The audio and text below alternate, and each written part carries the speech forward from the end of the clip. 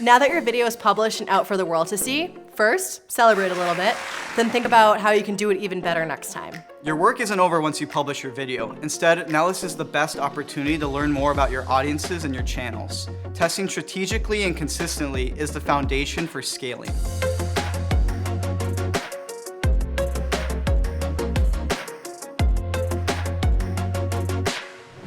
I'm Beth. I manage the organic social media here at Storyblocks. And I'm Ryan. I manage the paid social channels. We work together to figure out which creative works on what channels and why. In this video, we're going to walk through how we test and optimize video creative at Storyblocks. First, let's cover the basics of testing. Every new video you publish gives you a different opportunity for testing. For paid media, I recommend going live with several different copy variations, maybe different landing pages, and even edits to your video across key audiences. As you test, this is the time to assess if you hit the initial goals that you set for your video. Did you meet them, exceed them, or fall short? We also judge performance by engagement metrics, both in-platform engagement, such as video view and click-through rates, as well as on-platform engagement, such as bounce rates and time on site. It's useful to look at the qualitative data as well. As digital marketers, it's easy to just be caught up in the quantitative data, but you'll also want to monitor the comments on your videos. Post comments give you a first-hand look at how your audience is responding to your video. Whether they're good or bad, they offer valuable insight that you can apply to your future tests. See if you can spot patterns into which videos are performing and which ones aren't. As you find your top performing videos, you'll want to start brainstorming what kind of tests you want to do next. Here at Storyblocks, we generally categorize our social tests into two different types of tests, testing big and testing small. Both strategies have their own strengths and weaknesses, and figuring out which one to pursue at a given time will drive the best results. Let's talk more about testing small. Testing small is a very common strategy for most marketing teams. It's essentially taking your top performing video and making small tweaks to the creative one variable at a time. Some of these smaller variables can include the opening hook, narration, length of a video, the list goes on and on. This is ideal for fine-tuning videos that have already proven to be relatively successful. Since these smaller tests often require multiple different variations of a video, relying on tools to help you quickly make edits is going to make all the difference in your workflow. There have been times where I needed to make a quick edit to just swap out a different B-roll clip. Having access to unlimited footage in our Storyblocks library, plus Maker, our rapid video creation tool, I'm able to swap out footage quickly, export, and have new creative to test. For example, take this Colin and Samir ad. All right, Colin, give me a word. Giraffe.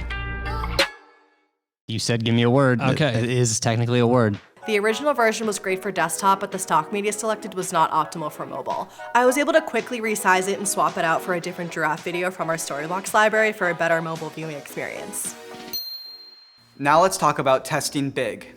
Big tests are when you test two completely different concepts against each other. It's essentially throwing out numerous ideas and seeing what sticks. Social media platforms are constantly changing. Therefore, the way that users are engaging and interacting with social content is rapidly changing as well. You'll want to make sure you're consistently testing new ideas in video formats. For instance, if you're mainly creating product demo videos, try a customer testimonial video next. Testing big requires you to think beyond simple A/B changes. While this method may be a little bit riskier, you'll uncover new ideas and strategies you wouldn't uncover if you were just testing small. Now that we've gone through a philosophy of testing big versus testing small, let's talk about how to put this into practice.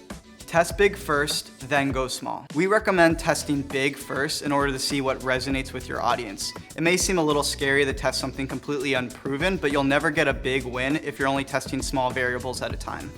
Yes, there's a good chance that some of your tests may not perform well, but unless you're testing big, you're at risk of your creative running stale. All it takes is one idea to build success on. Test big to find winning ideas, and then you can test small to make your top performing videos even more effective.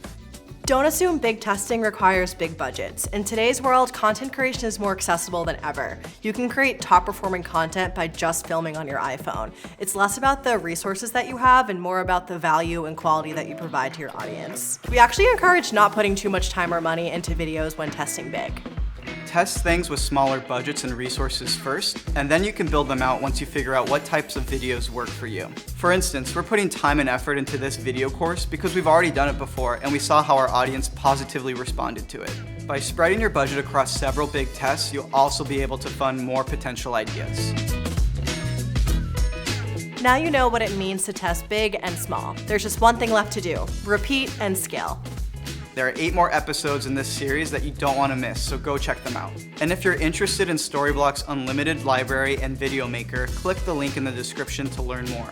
Finally, if you want to see more content like this, be sure to click and subscribe to Storyblocks.